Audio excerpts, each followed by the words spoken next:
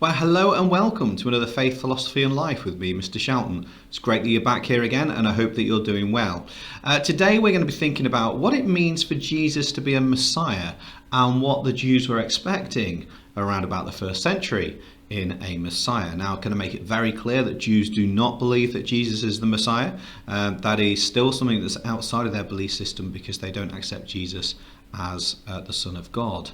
They would say maybe he was a prophet or a great man, and again only some Jews would say that. So this diverging a little bit from Judaism, but there is a bit of Jewish context to Christianity that is important from the first century, and that's what we're thinking about today.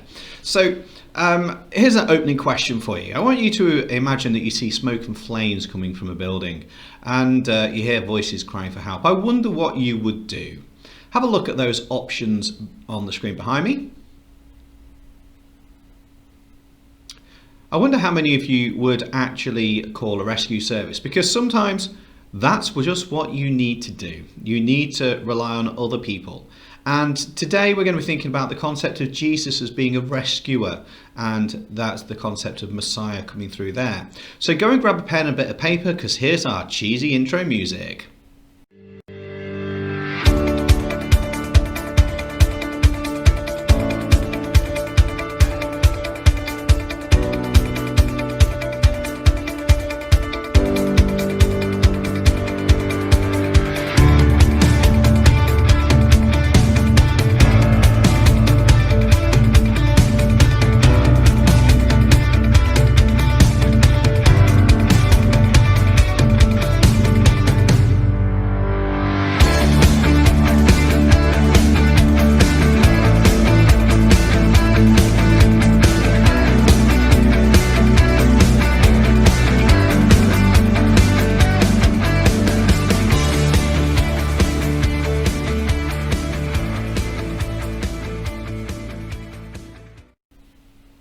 Okay, so our title today is Who is the Messiah?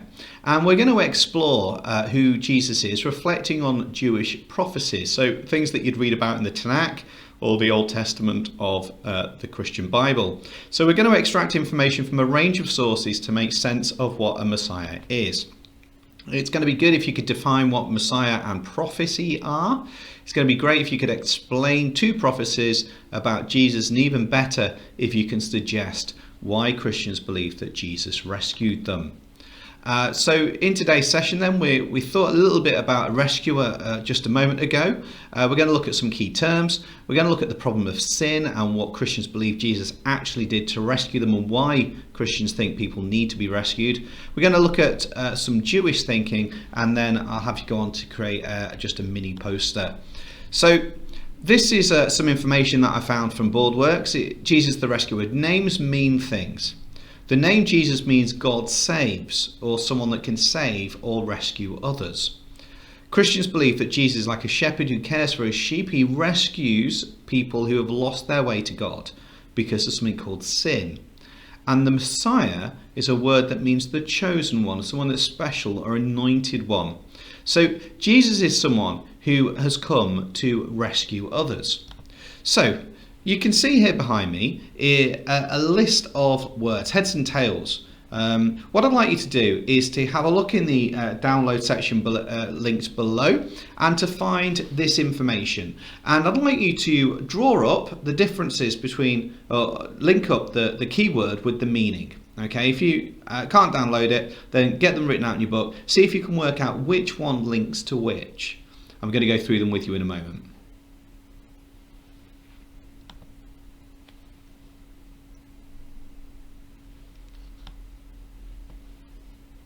Okay, so hopefully you've got that done. If not, pause me now. So we've got prophet then, links to someone who told the future. You've got Isaiah, an Old Testament prophet. You've got Messiah, which is the chosen one. You've got Jesus, which is God saves. And then you've got prophecy, which is information about the future. So hopefully we've got those down. So I wonder if you could think about things that might be wrong with the world today. Okay, so pause me now. I'm just trying to come up with 5 or 6 things that you think might be issues in the world around us. Things like global warming, for example.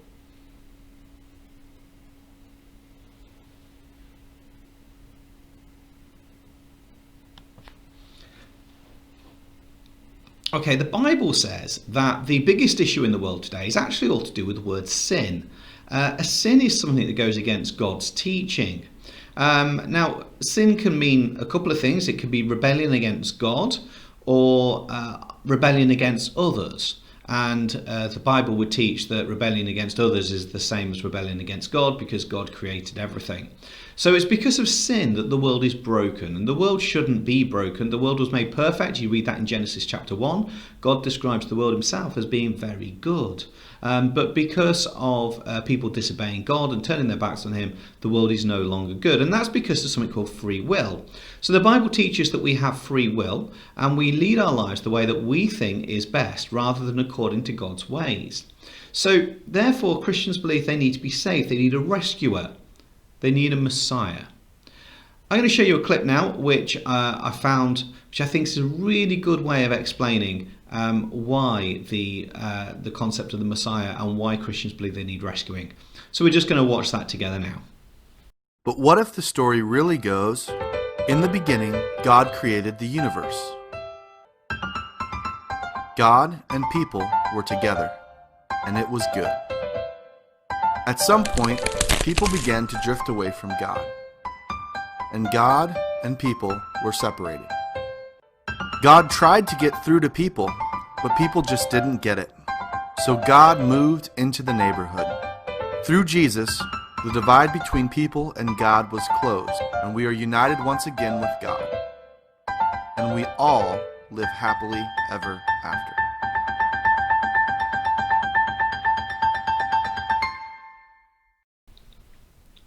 Okay, so behind me then are a list of attributes, list of things that Jews believed that the Messiah was going to be. Okay, so these are Jewish ideas about the Messiah. And you can see them about anointed, chosen, a warrior king who would restore the kingdom of Israel. Remember that the Jews were in occupation by the Romans at the time in Israel.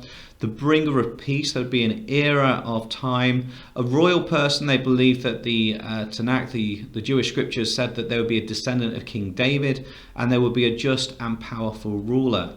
So what I'd like you to do is I'd like you to write 2 of those down in your book, and I'd like you to explain why you think that they are good attributes for a Messiah. So why are they a good way of explaining what being a chosen one would be? So just pause me now, choose 2 of them, and just get those written down.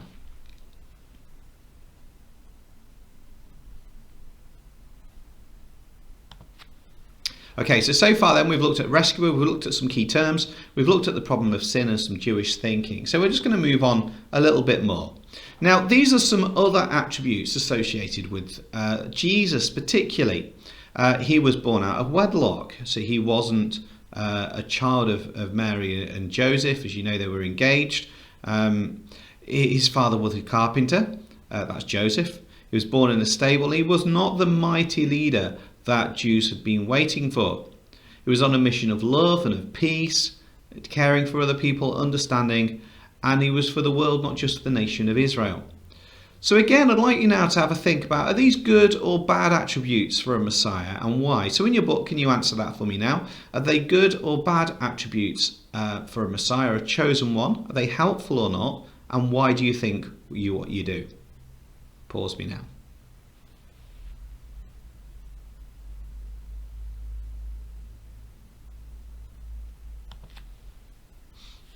Okay, so the next task then behind me is on the right hand side you've got some biblical verses. On the left hand side you've got an explanation of those verses. What I'd like you to do is to go on the great internet, suggest that you go to BibleGateway.com and type in the references like Malachi 3 verse 1, and then identify, when you've read Malachi 3 verse 1 for example, which of the left-hand side matches Malachi 3 verse 1. And in your book you write Malachi 3:1 and then you write the answer to which one you think that is. Please note I've moved Isaiah 7 across, so I'm not blocking it. So again, go to BibleGateway.com, type in those references on the right-hand side and see if you can identify which on the left matches those on the right. So pause me now and let's get those in your books.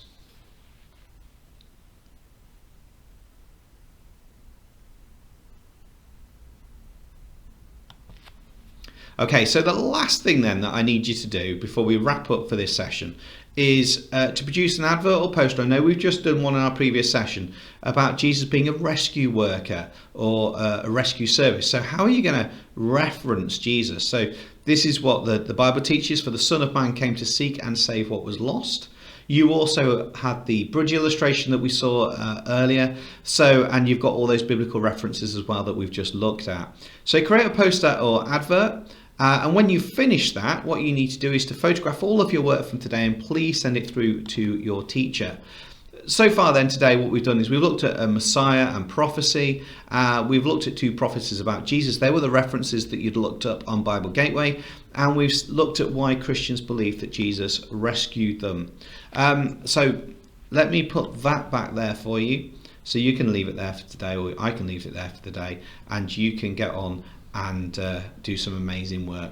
So thanks for your time. Take care of yourselves. Stay safe. Wash hands. God bless you. And I'll see you soon.